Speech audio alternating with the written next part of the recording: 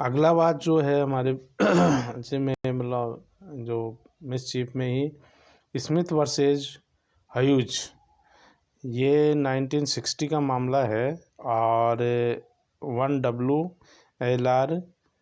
और पेज हैं 830। इसमें ये है कि जो कॉन्क्यूबाइन के लिए है कि भाई जो झरोकों में खिड़कियों को जो में बैठ के और स्ट्रीट, इसमें ये था कि स्ट्रीट ऑफेंसेस एक्ट 1959 की धारा 1 के सब क्लोज 1 के अधीन थी। सड़क में मतलब जो आने जाने वाले लोगों को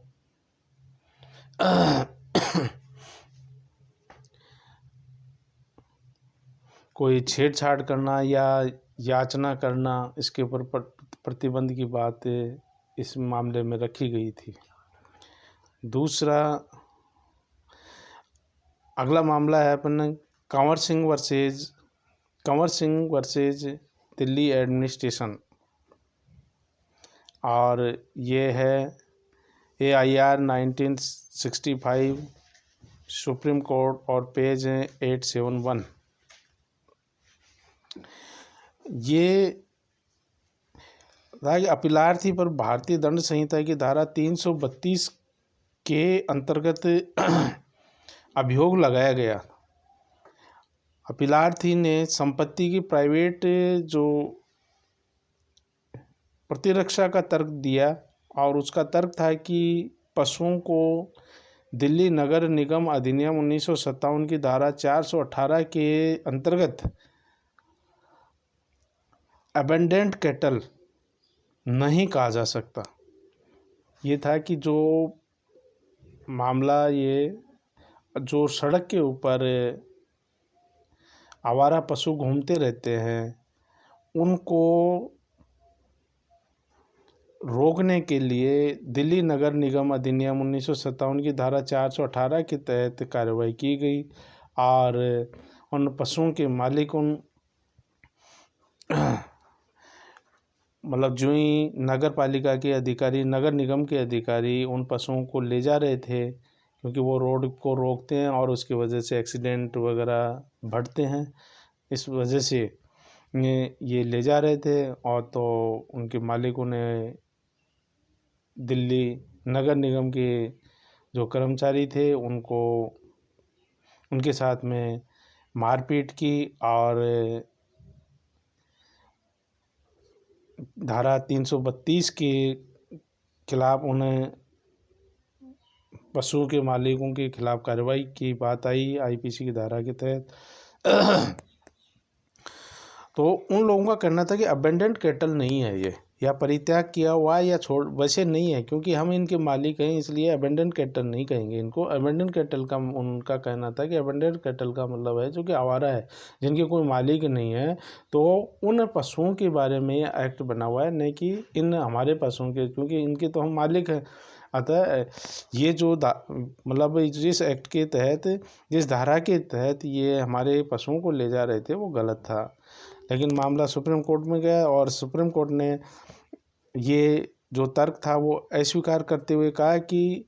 जब अधिनियम के संदर्भ में ऐसा न हो तो शब्दकोश अर्थ को भी सदैव मानना आवश्यक नहीं है।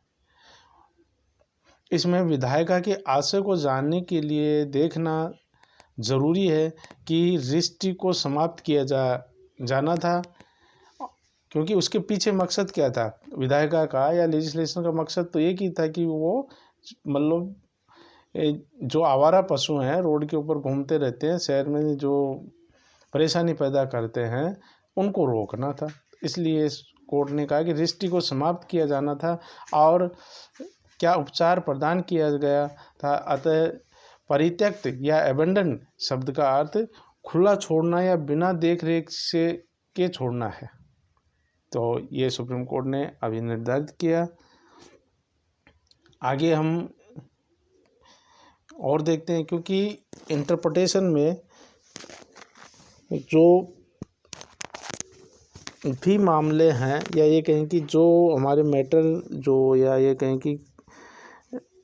पढ़ने और लिखने का जो है वो आगे से आगे केसेस के ऊपर ही निर्धारित किया गया है। तो क्योंकि हाई कोर्ट या सुप्रीम कोर्ट के केसेस होते हैं और किस मामले में न्यायपालिका द्वारा इंटरप्रिटेशन किया गया या नहीं किया गया, और किया गया तो उसमें न्यायपालिका द्वारा क्या अभी निर्धारित किया गया है, यही बातें हमारे जो कि आए हुए क्वेश्चन में के जवाब में भी हमें यही बातें दर्शित करनी है। और तो जितना मतलब हमारा जो जवाब होगा वो ज़्यादा से ज़्यादा मतलब उसमें ज़्यादा से ज़्यादा केसेस को मेंशन करना है और उन मामलों में न्यायपालिका द्वारा क्या बताया गया, किस अधिनियम के संबंध में वो मामला है और उसमें कौन सी धारा के संबंध में है, ये सारी बातें उसमें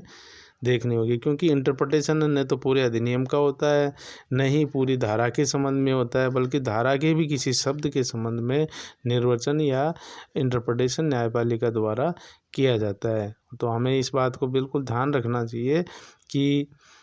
इसमें हमारा जवाब जो देना है हमें तो ज़्यादा से ज़्यादा केसेस को मेंशन करना है। साथ में ये भी ज़रूरी है कि किस धारा किस अधिनियम के संबंध में मामला है, क्योंकि जब तक आप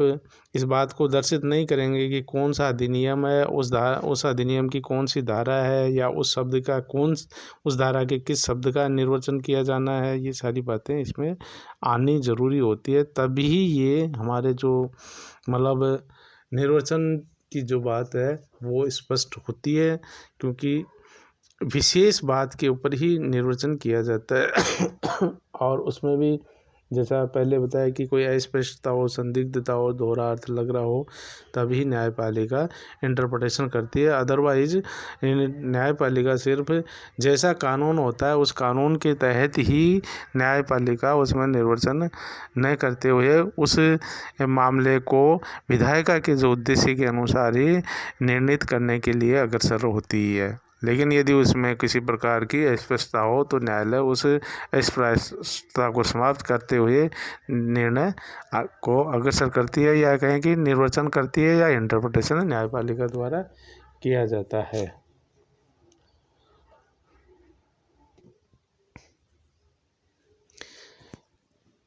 अगला मामला है इसमें रणजीत वर्सेस महाराष्ट्र राज्य, और ये है AIR 1965 सुप्रीम कोर्ट और पेज हैं 881। इसमें क्या था कि जो अपीलार्थी को इंडियन पेनल कोड 1860 के धारा 292 के अधीन के ऊपर लेडी शटरलीज लवर नामक कोई ऐसी किताब थी बेचने का दोषी पाया गया, और उसका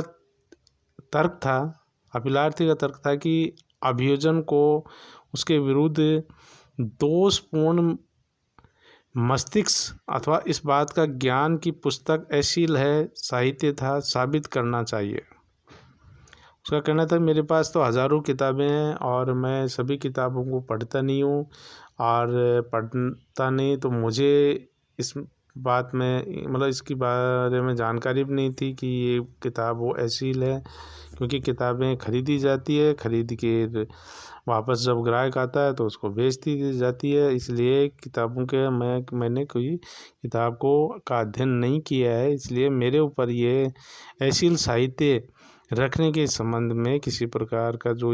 मेरे ऊपर जो अभियोजन चलाया गया है वो नहीं होना चाहिए। तो उन्होंने अपना तर्क दिया, क्योंकि मेरे पास तो हज़ारों किताबें होती है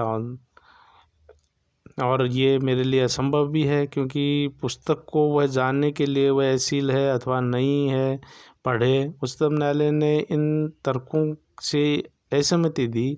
और कहा है कि धारा 292 की भाषा स्पष्ट है, अश्लील साहित्य बेचना अथवा बेचने के लिए रखना इस उपबंध के अंतर्गत दोषपूर्ण है, और इस दृष्टि के उपचार के लिए ही यह उपबंध पारित किया गया है, और इसलिए अपीलार्थी का तर्क निरर्थक है। और सुप्रीम कोर्ट ने कहा कि ये धारा के तहत जो आरोप आपके ऊपर है वो ठीक है, क्योंकि आपके पास में ऐसी बुक पाई गई है।